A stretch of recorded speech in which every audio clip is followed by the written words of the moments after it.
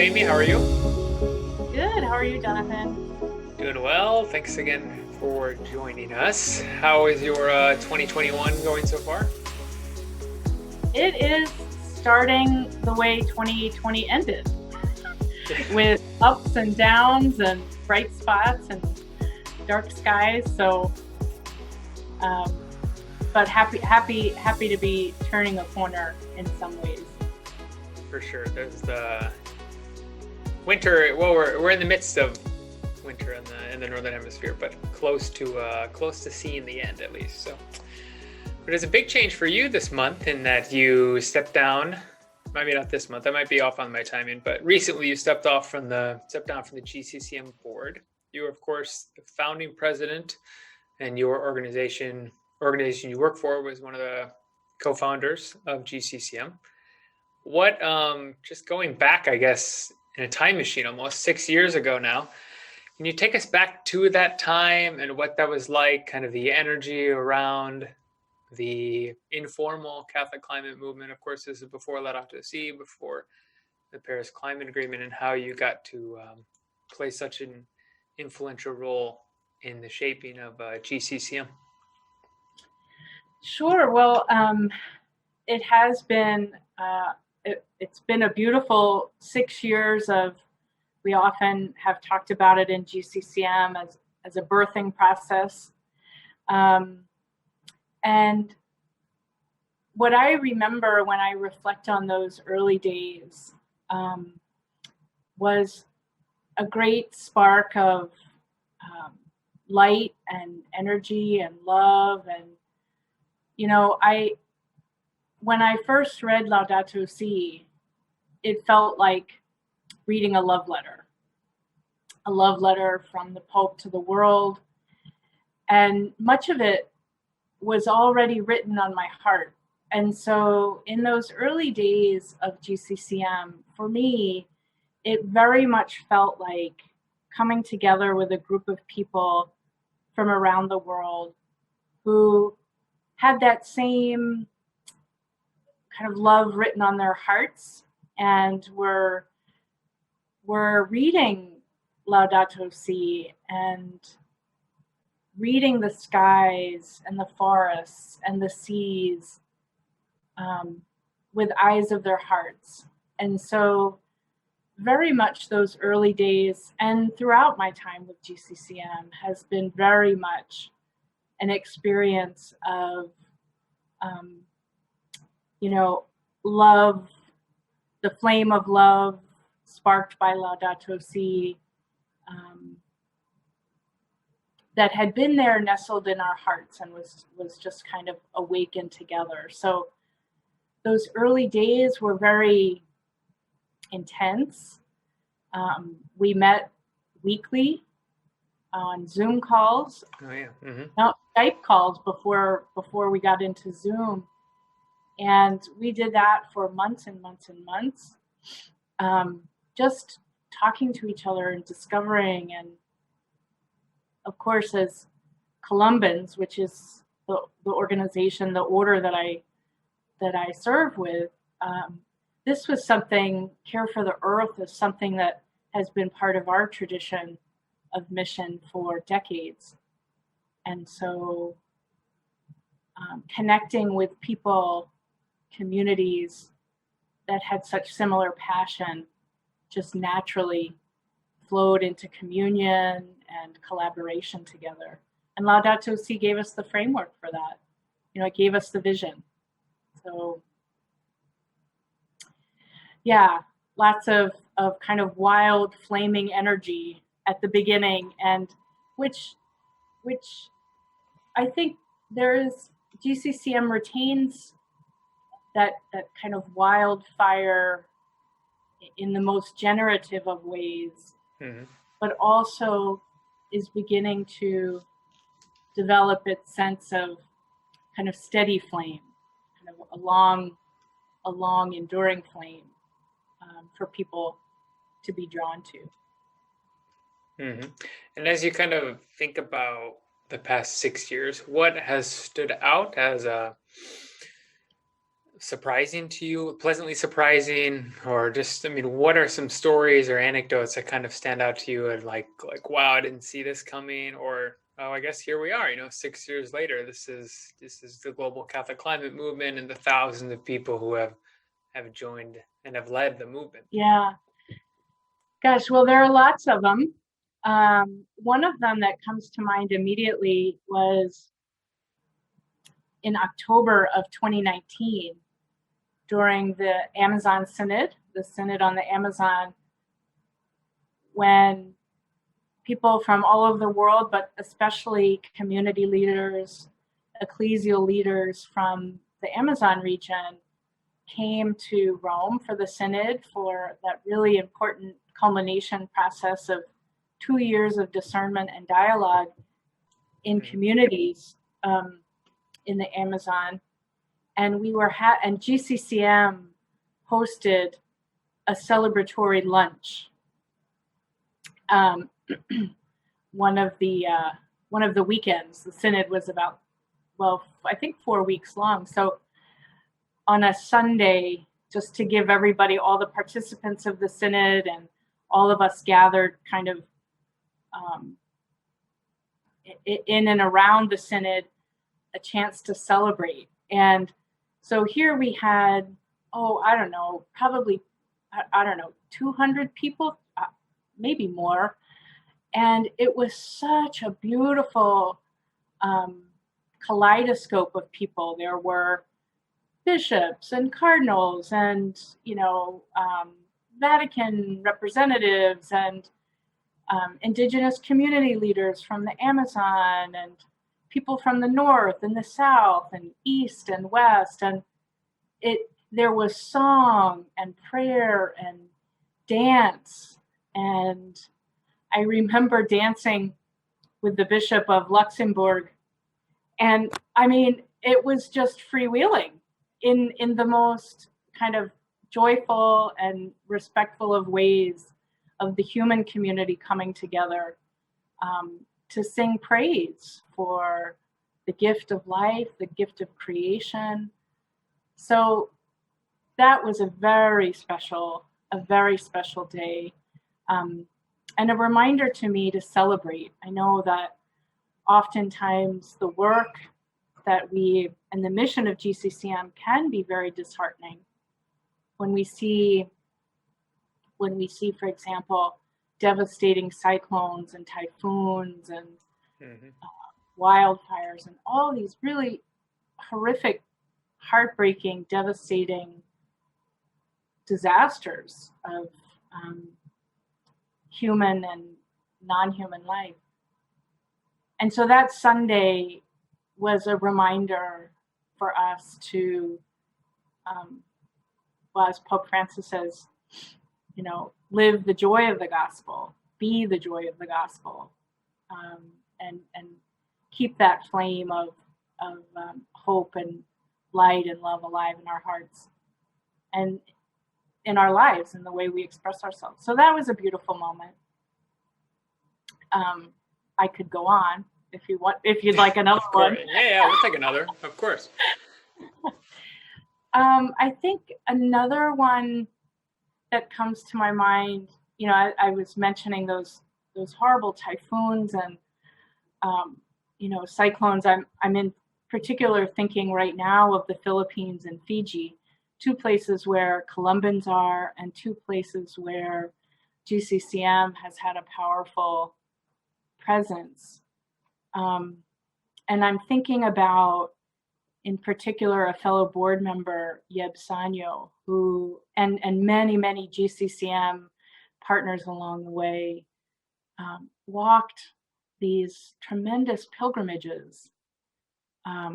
The first one in leading up to Paris, Yeb led pilgrims walking around the world, literally, hundreds of, if not thousands of miles, walking for justice, walking for healing. And he did it again, and many people joined him in, I think it was 2019 again. um, from Rome to Poland. Mm-hmm. Again, they walked. And, you know, it takes stamina.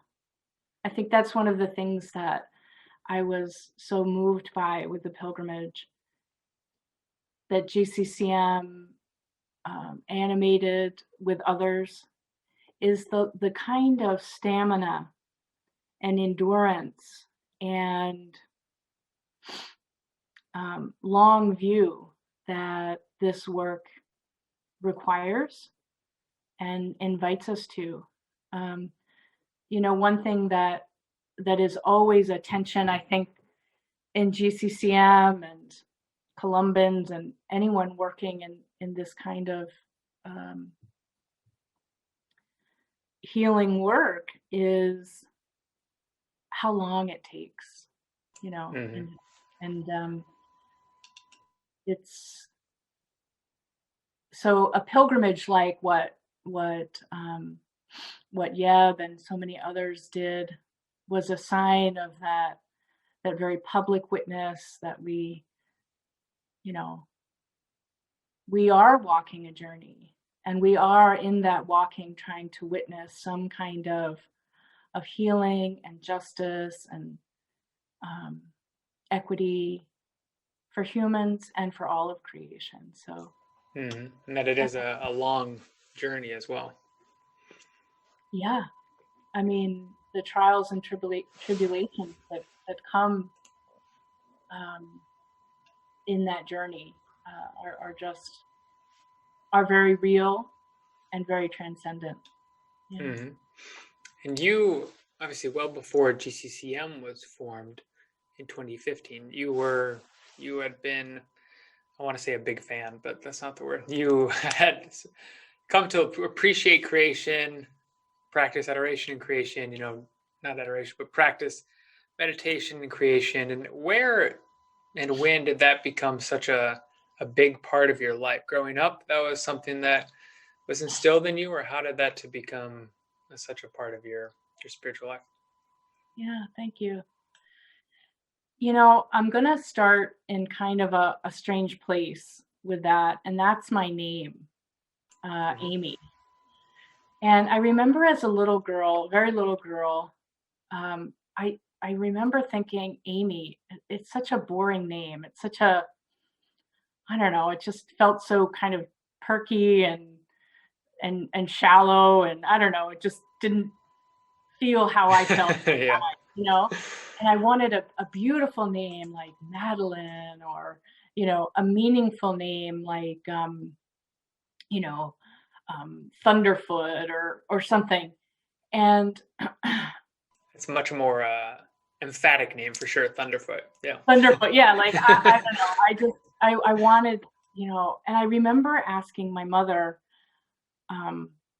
why Amy and what did Amy mean? And the why doesn't matter so much, but the meaning of Amy finds its root in Latin for love or beloved.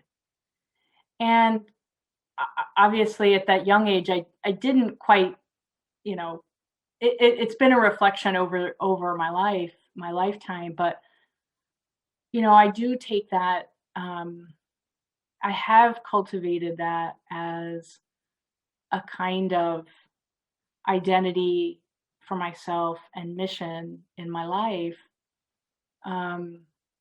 to love, to be a source of love, and to receive love, which can be very, very hard. Sometimes it's harder to receive love than to give love. So for me, that's an important thread that I carry throughout my life, is that very big, encompassing vocation to be love and be loved. So, so what does that mean in terms of creation, my relationship with the non-human world and humans too. Um, but I can remember as a little girl, um, one of my earliest memories was in relation to this question was riding with my mom in the car to a movie theater we were going to watch. It was dinner theater, so and we were gonna. It was South Pacific. I remember it was South Pacific.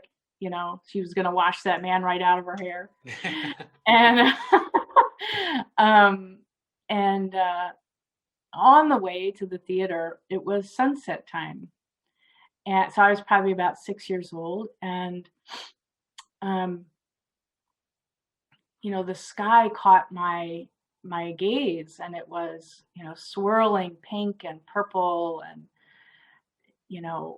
red and orange and just this real intense, vibrant, cloud filled swirling like ballerinas in the sky. And without taking my eyes off the horizon, I asked my mother, where is God? And that question just hung in the car. No words were spoken, but somehow I knew that God was there. That's why I was asking the question. And somehow I was just wanting my mom to affirm what I already knew, which was God is in those clouds and in the sky and the colors. And it was also because I was in the car with my mother on the way to a fun night. And so for me, I think the whole life journey has been that interconnectedness of finding God, which is love, finding love in the people around me and in the world around me, the physical world, the natural world. And as I've grown, that 6-year-old Amy, the world was very small. It was my mom in the car with, the rural North Carolina, sky. And from there, it's kind of orbited out to pretty much the whole world, and communities all over the world, which I feel really grateful for. And just so go ahead, sir. No, I was just going to say that's probably the center and source of what I always go back to when I think about, it was kind of my own big bang moment for my own life, was that ride in the car and looking at the sky. Mm-hmm. And you said you were 6 years old? Yeah. It's about There's such an interest. It was such a regular moment too. It wasn't like you were at church, or going to church even. It was just a regular moment, but that has stuck with you all these years, and you've gained inspiration from it as well. Absolutely. And I think that's where we find most of our inspiration in the everyday life. The God of surprises that peeks behind the curtain and takes our breath away. Mm-hmm. Yeah, well said. And you, as you mentioned, you've been kind of all over the world. You started serving within the church, serving the church in refugee work initially. Is that correct? Yeah. What brought you to that? And that, I guess, is that kind of not the beginning of your faith journey, but the beginning of the outwardly service to the church and that mission lifestyle, or that mission life? Yeah, very, very much. So when I was growing up, and I think this connects to the earlier question about, how creation has played a part in my role, in my formation, and my spiritual life. Mm-hmm. My family, we moved a great deal, every 2 years, every 3 years. And so in all of those moves, I was blessed with the opportunity to live by the sea and in the desert and at the foot of a mountain and in forests, in the city, So I was exposed to a great number of places, landscapes and which for me became more than backdrop. They became those places, you know, the sea, the shore, the mountains, the desert. Those were my first friends whenever I moved to a new place. They were the first sense of connection. And to this day, when I move to a new place, you know, often it's the place that lingers in my heart. I don't know what that says about my human relationships, but well, we'll give you the benefit of the doubt there. Yeah. But anyway, so all that is to say, after I graduated college, I was back in North Carolina, and a family friend who was a priest, local diocesan priest, played an important role throughout my life in very, very small kind of specific moments, but key throughout my life. And I was talking with him about my next steps after college, and I knew that I had always longed to go outside of the US and be with other cultures and learn other languages. And I remember, you know how you have a map of the world and you put little pin dots where you want to go? Well, I didn't want to go to every country or, I wanted to go to every town in every city in every country of the world. Like, I really wanted to get out there. You've been yeah. I like it. Kind of intense, but I was talking with Father Frank, and he said, well, what do you think you want to do? I said, well, I think I want to go to Puerto Rico and be a waitress and like write a book. And Father Frank was like, that's an option. And he said, well, maybe you'd like to work with some refugees here in the Charlotte diocese. And I was like, okay. That's close to going to Puerto Rico and writing a book. Yeah. You know. And so I started working. It was wonderful. And I remember the very first day walking into the house. The office was a house that had been converted, and you walk in and you hear people speaking Spanish and Vietnamese and Hmong and Bosnian and Somali, like just this languages, from around the world, and people cooking in the kitchen, making their meals, and so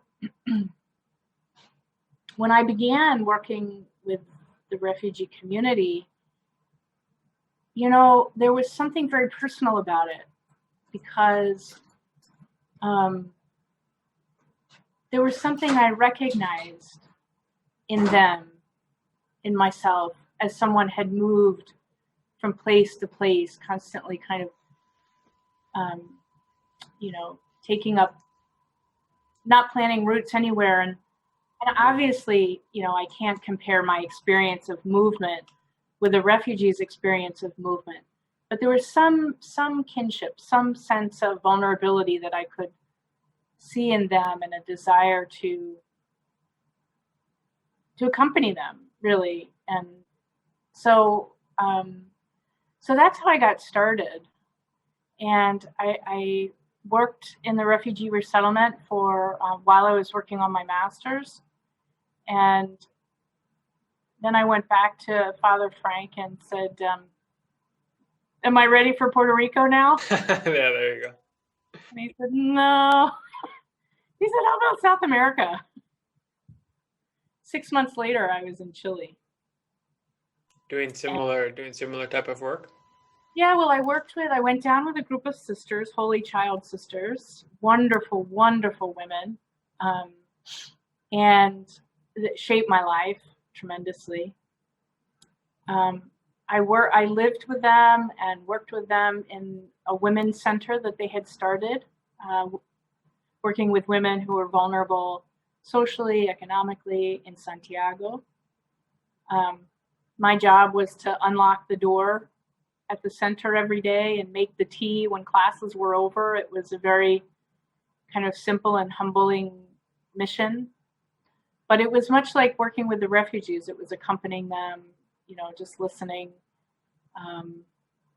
And while I was there, I also worked with refugees. It was interesting at that time, Chile had just accepted to receive the first, if I remember right, the first kind of group of refugees through the UN High Commission for Refugees.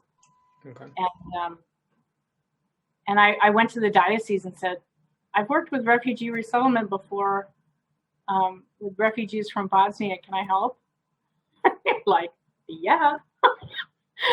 So I did that work too for a while, and it's where I met Columbans. In fact, it was my second day in Chile was when I met the first Columban, Father Mike Hoban.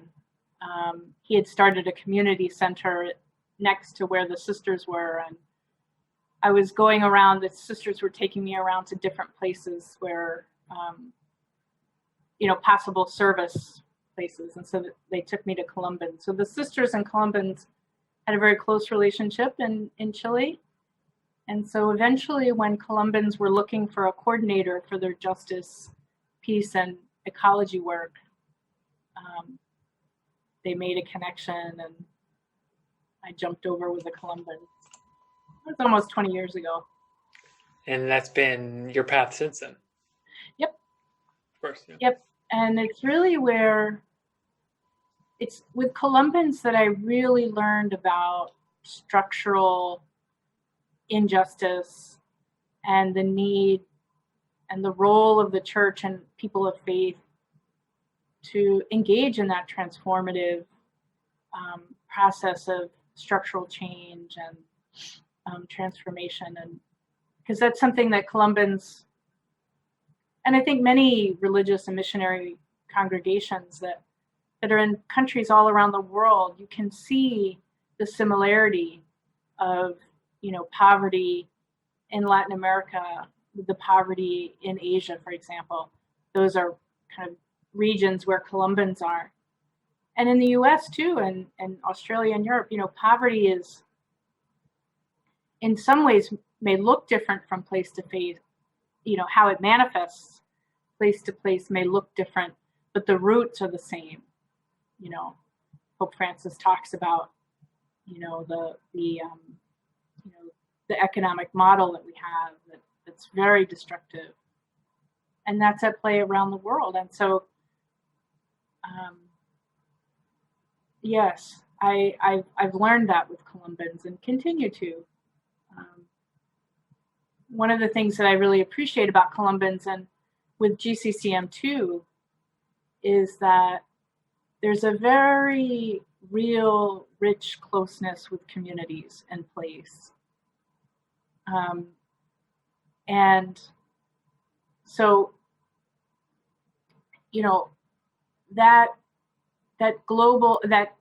local rootedness gives any kind of global advocacy or call for change real credibility.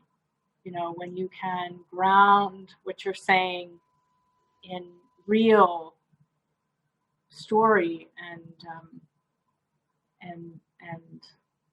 truth, and so I have felt very, very fortunate and blessed to walk my missionary life with Columbans and with GCCM, so. Mm-hmm.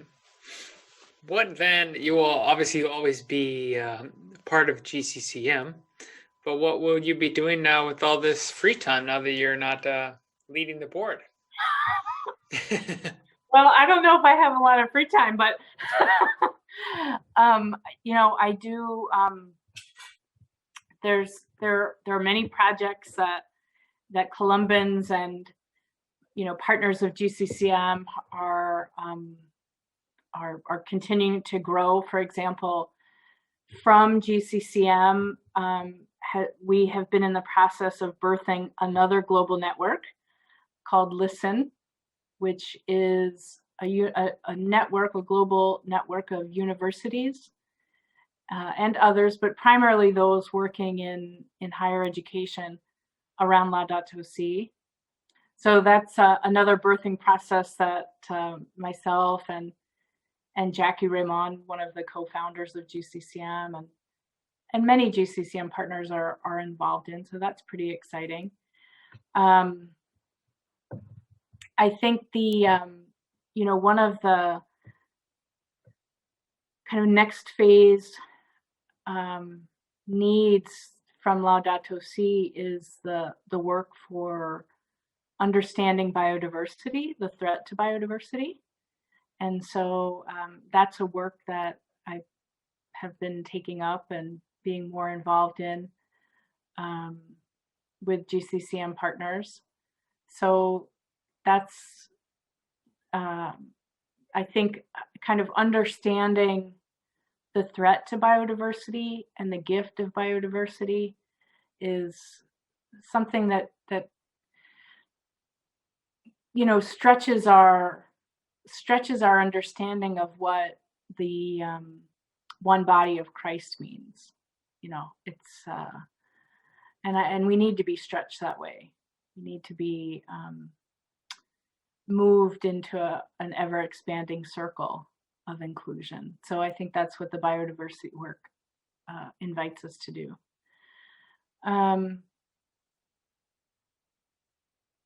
Gosh, what else can I tell you?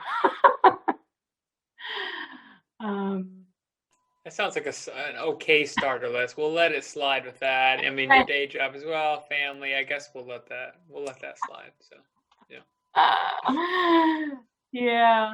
One of the things that I have been doing more and more, well, one of the things that I do that I'm committed to right now are my studies. I'm working on a master's in spirituality and theology, and I'm in the process of writing my my thesis.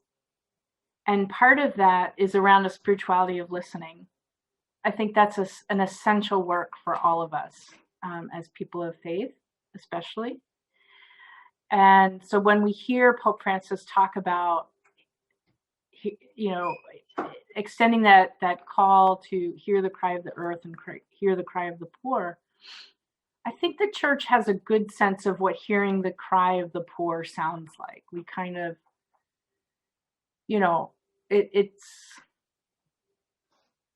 it's a work that we as a church have been, committed to for decades, centuries. But this question of hearing the cry of the earth, of course, it's about knowing the science of climate change and extractive industries and understanding what all that is. But there's a spirituality piece that requires a kind of contemplative listening in a way that feels probably new for a lot of us. And so in my studies, I've been in dialogue with two trees outside my back door, which I say all of that to say that I am finding that the need to not fill my days with things to do. Or another way to say that is sitting in silence with the trees is just as important and valid and needed as sending off some emails or, so that's an invitation that I have tried to take up seriously from Pope Francis, to hear the cry of the earth and cultivate a spirituality around listening that I'm still discovering, that many cultures, of course, know that, especially our, the original peoples, indigenous peoples. So there's a lot of humility, I think, that's required in this work too. to know that the earth, the non-human living world, has so much to teach us. Other cultures, cultures learning from one another. So trying to do some of that listening. Yeah, so much work to be done, but more so much listening to be done, as you said, listening being the key word. So, well, thank you so much, Amy. Thanks for making time. We greatly appreciate it, and thank you for your service, of course, to the GCCM board, as the movement has made clear, hopefully, in the past years. So, thank you again. Thank you, Jonathan. It's been such a gift and pleasure to share with you and all who might join. So, thank you.